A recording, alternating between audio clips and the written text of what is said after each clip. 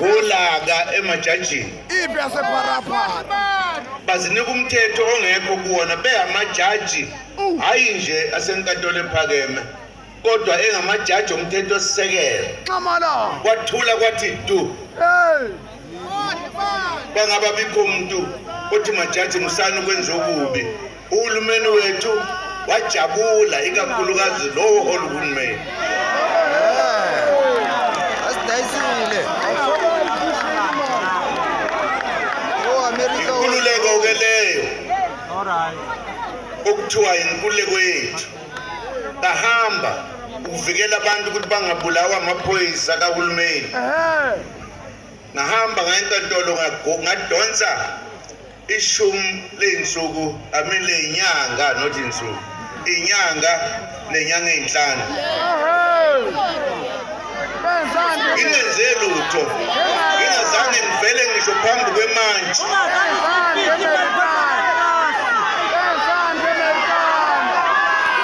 Azange bulala nomuntu. Hayi. Lokho kwabonisa ukuthi lelizwe akuselona leli sasilwela. Kusho ukuthi ngoba ngimnyama kufanele ukuthi ngiye enkantolo ngiyejele noma ngingenzanga lutho. Iwona mshini lo ukhohlulalo.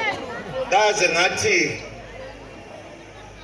ndaboshwa kabuhlungu ngiboshwa ucindezelo lwe-apartheid kodwa ngangazi ukuthi ngiboshwe izitha la futhi noma zingibophela nginandaba kodwa kwaba okunye sengiboshwa abakithi. Sathana. Banikwa imali phela. Amapeli aselimpo. Inkinga esinayo.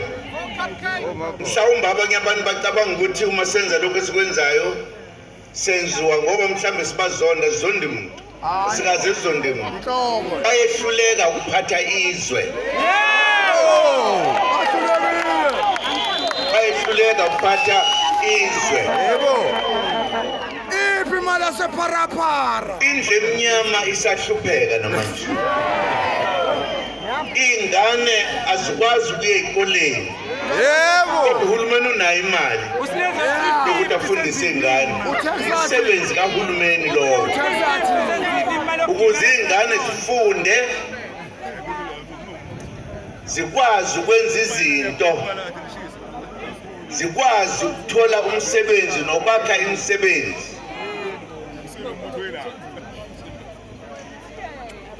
Hayi ukuthi leyo nto kulindele ukuthi umuzi ohluphekayo uzozikhuphula kanjani.